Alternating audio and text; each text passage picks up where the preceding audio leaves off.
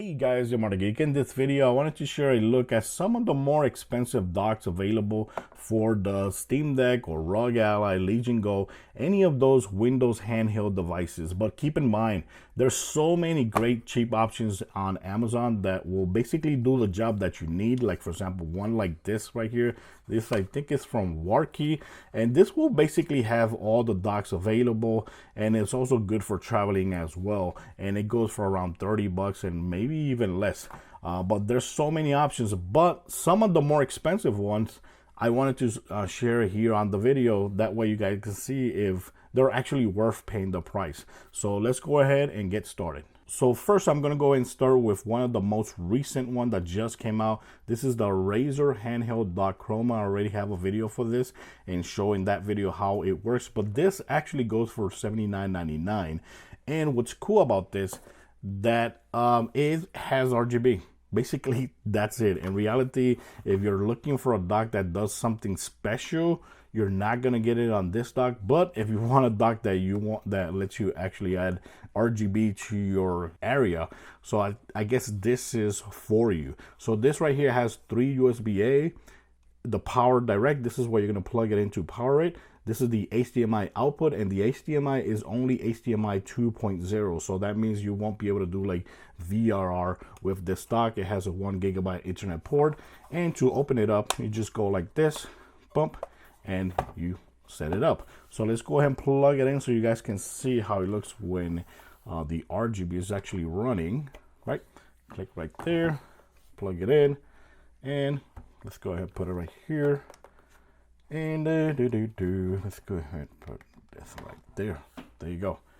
So is it plugged in? Yeah, it's plugged in. Now you see the RGB going off, and basically that's all it does. Yes, you can play video games on your TV monitor or anything like that, but you're not gonna get anything more special besides that.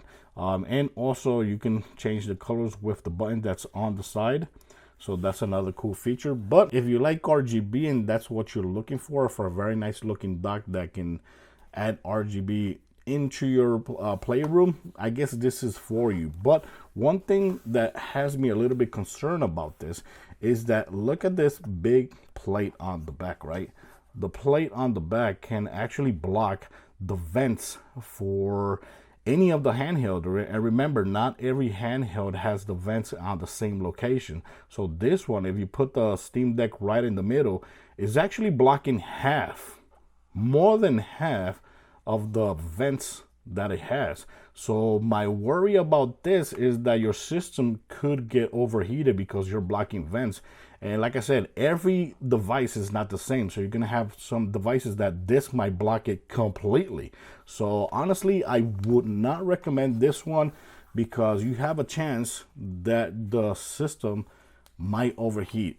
That's what I think, because hey, makes sense. If you're blocking the vents, eventually it's going to overheat, and this does not have like a fan system that can keep it cooler. So yeah, that's one that I would try to avoid if you actually like your system. Now this one right here is the BenQ GR10 from beCreatus line.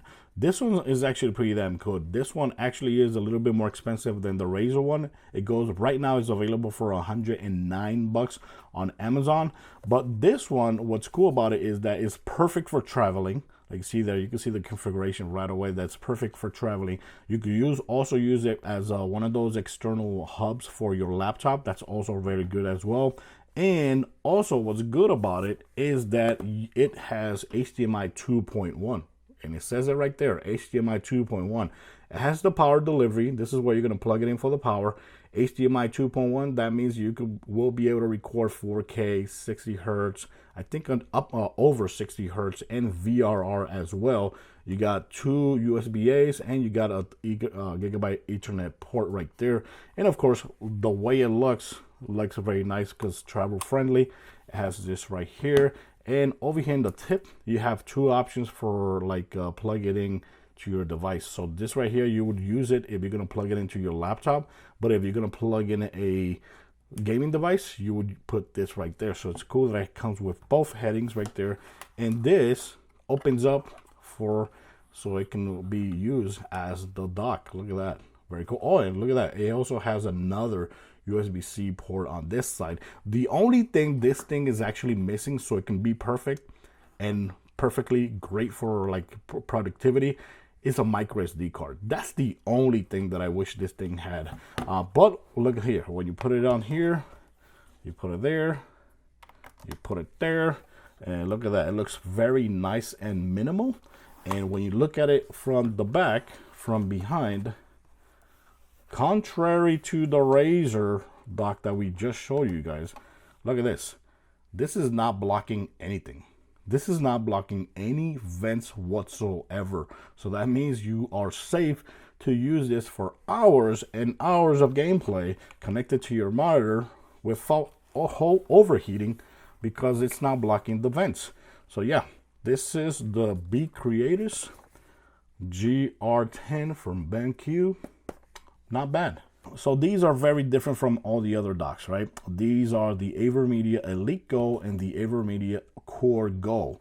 And I've used these kind of docks before. These will let you plug in the this to the wall, and you can connect here, for example, the Nintendo Switch, a Steam Deck, Rug Ally, whatever you connect right there, and this goes out to the TV or monitor. And what's good is that you will be able to play all your games on the TV just by using this alone.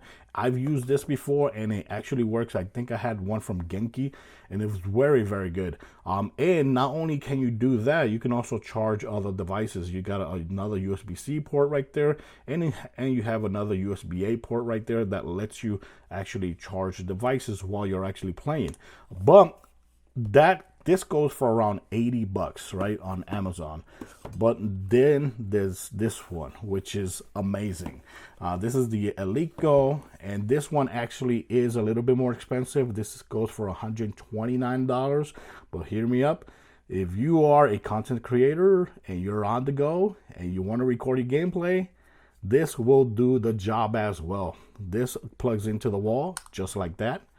Over here, this is where you're going to connect your Nintendo Switch, I was going to say PlayStation, Steam Deck, Rug Ally, anything like that. You hook it up right there. This goes to your TV just like always. And this right here, like see, it has a different logo right there.